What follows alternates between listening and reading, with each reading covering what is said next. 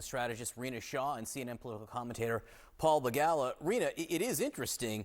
Arizona had a chance, the legislature there had a chance to change what the state Supreme Court had done the day before. It didn't happen. What does that tell you? Yeah. Well, it tells me that hardline conservatives don't want what Donald Trump seems to want. Donald Trump is saying we can fix this. It's gone too far in Arizona. Number one, that's a lie. What's he going to do? There's nothing he can do. When the legislature speaks, and the state's highest court speaks, you realize what a problematic situation that Arizona women are in. 1.6 million women there of reproductive age. That's between the ages of 15 and 49, of which 38% are Hispanic and 43% white. Where are these women going to go? We don't really have good empirical evidence to tell us how these women feel about this draconian move now. I mean, this is not only taking women back in time, this is unsafe on every level. And when Democrats message that, the fact that there's no exceptions for fetal abnormalities, rape, incest, you realize what's at play here. And Donald Trump is understanding that, but doesn't know what to do. So like usual, he's going to say something will happen, but it will not. It will go to the people. It will go on a ballot, and Republicans will lose. It's way too extreme. Well, what Nancy Mace and Donald Trump have both said, Paul, is it should be up to the states to decide. But Arizona is a state. I mean, it's the state Supreme Court that's decided there. Texas, where you live, is a state, and that state does not have exceptions for rape or incest right now. Alabama's a state. So can Donald Trump find any success trying to triangulate, to use an old Clinton-ish word for you so you understand it, Paul? Is he going to have any success triangulating there on abortion? No, he has made such a hash of this. I think Rina makes some very good points. When we watch, as you say, when we watch the state of Arizona outlaw IVF, when we watch the state of Alabama outlaw IVF, the state of Arizona go back to an 1864 law. The state of Texas punishes abortion providers with 99 years in prison. After all that, who would say, hey, let's let the states run things. Let's let the states decide. The states, at least some of them, are really cracking down. And this is not going to get better for Republicans because it's the real world. It's not just theoretical. This is what I mean. The Journal of the American Medical Association in January released a study. In the 14 states that had the strictest abortion laws after Dobbs, 64,565 women became pregnant by rape and were unable to get abortion treatment in their state. 64,565 as of January. Now, they just stopped counting in January.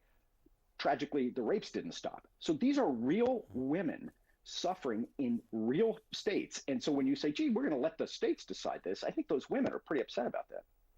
So, Rina, Mike Johnson, the House Speaker, the current House Speaker, the House Speaker today, all these qualifications are sort of necessary because of how imperiled he seems to be every day, is going to Mar-a-Lago tomorrow. He'll be meeting with Donald Trump there. How much does the Speaker need Donald Trump in order to keep his job? Well, let's look at this rookie speaker for what he is, somebody who is navigating legislative minefields all the time, currently facing perhaps yet another revolt from the hard right, from which he comes, from his own friends.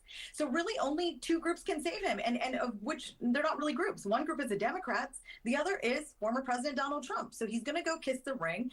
This press conference was Speaker Johnson's team's idea, and I don't mind it because look, Donald Trump has been saying we need GOP unity for a long time. He's almost trying to force that, but this moment demands it. The Republican Party is in peril. It is fractured. It is not where it needs to be. I mean, even with these abortion decisions from the Supreme Courts in Arizona and Florida, what you see are even super Republican voters upset. This is not what they want on abortion. They care about Biden's age. They care about the economy. They care about the southern border.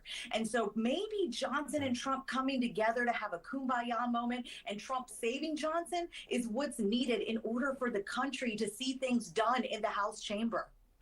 Paul, I want to ask you about some new reporting from the K-File team here that the Republican National Committee last week sent out a scripted call to voters on behalf of the new co-chair, Laura Trump, saying that there was massive fraud in the 2020 election, leaning back in to some of the election lies about 2020.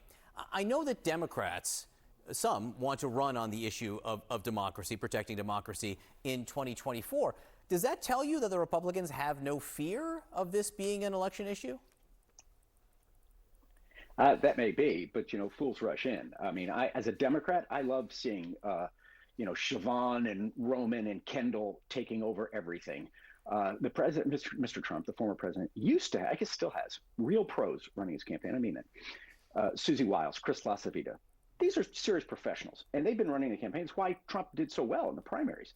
But for reasons I don't understand, he's now giving the keys of the kingdom to his daughter-in-law, who may be gifted in many ways, but is not a professional political operative. And so she's doing things like this, purging staff and not raising any money. It's not what they need to do to win. I hate to give free advice to Mr. Trump, but the truth is, hire professionals. Don't hire your adorable son's impressive wife. Hire professionals, sir.